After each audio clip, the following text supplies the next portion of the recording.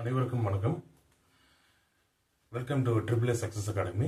இன்னைக்கு நம்ம 10th அணி இலக்கணம் தான் பார்க்க போறோம். முதல்ல வாங்க உவமை அணி பார்க்கலாம். அதுக்கு முன்னாடி அணினா என்னன்னு பார்க்குறோம். அணிக்கு நம்ம தமிழ்ல என்ன டெஃபினேஷன் சொல்றாங்கன்னா, ஒரு மனுஷனுக்கு அழகு தர்றது அணிகலன், அதாவது இந்த ஜுவல்ஸ், ட்ரெஸ். அது போல இந்த செய்யுளுக்கு அழகு தர்றது எதுனா இந்த அணி தானா, அணி இலக்கணம் தானா. நல்லா புரிஞ்சுங்க. மனுஷனுக்கு அழகு தர்றது அணிகலன், செய்யுளுக்கு அழகு தர்றது இந்த அணி இலக்கணம். முதல்ல உவமை அணி. உவமை அணினா என்ன சார்? ஒரு ஒரு பொருளை அதனோடு தொடர்புடைய இன்னொரு பொருளோட ஒப்பிட்டு சொல்றது. புரியுதுங்களா? அதனோடு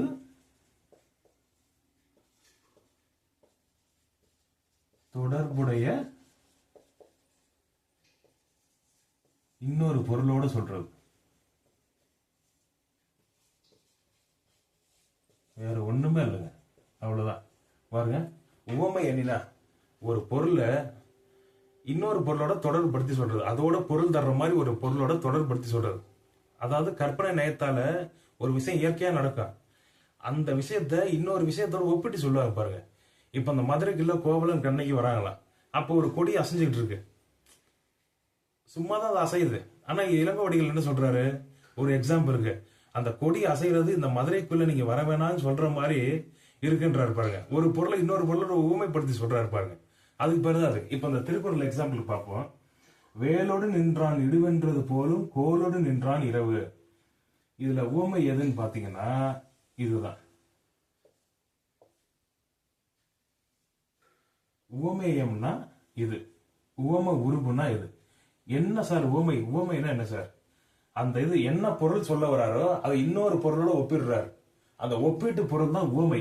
அதுல என்ன சொல்றாருன்னா, வேல் போன்ற கூரிய ஆயுதத்தை வச்சிருக்க திருடன் எப்படி நைட்ல திருடுவானோ, வேலோடு நின்றான் இடுவென்றது போலும் கோலோடு நின்றான் இரவு. அதாவது கூரிய வேல் போன்ற ஆயுதத்தை வச்சுக்கிட்டு நைட்ல திருட மாதிரி கையில செங்கோல் இருக்குன்ற திமிர்ல அரச சிம்மாசனத்துல உட்காந்துட்டு மக்கள் மேல அதீத வரி திணிச்சு கொளுத்துக்கிட்டு இருக்கிறான் அப்படின்றார்.